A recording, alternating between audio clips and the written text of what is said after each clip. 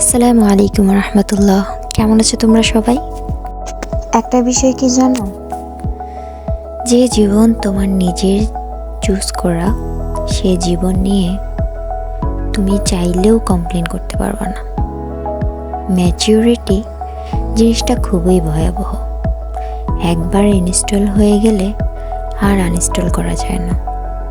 চাইলেই ছোটোবেলার মতো গলা ফাটিয়ে কান্না করে বলা যায় না, এটা কেন হলো, এটা আমি মানি না, আমি তো এমন চাইনি।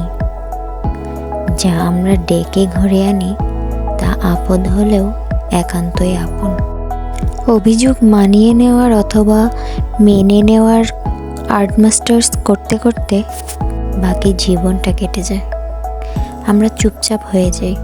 ভালো থাকার জন্য মানুষ অনেক কিছুই মেনে নেয়, অনেক কিছুই অ্যাডজাস্ট করে, কিন্তু একদমই অপছন্দের কিছু না, সেটা সত্যিই কঠিন, সেটা মেনে নেওয়া যায় না। কিছু জিনিস থাকে যা মন থেকে একদমই গ্রহণ করা যায় না। তা সম্পর্ক হোক, পরিবেশ হোক, কিংবা কোনো পরিস্থিতি। অপছন্দের কিছুতে জোর করে মানিয়ে নিতে গেলে একটা সময় ভেতর থেকে ক্লান্তি আর হতাশার গ্রাস করে ফেলে।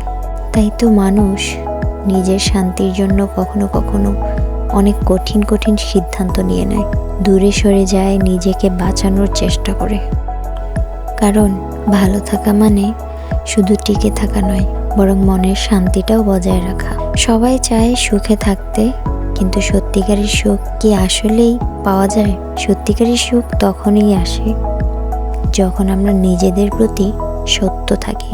তাই অপ্রিয় কিছুতে জোর করে আটকে না থাকে, বরং যা আমাদের মানসিক শান্তি দেয় সেটার দিকেই এগিয়ে যাওয়া ভালো। কারণ দিন শেষে নিজের ভালো থাকার দায়িত্বটা নিজেকেই নিতে হয়।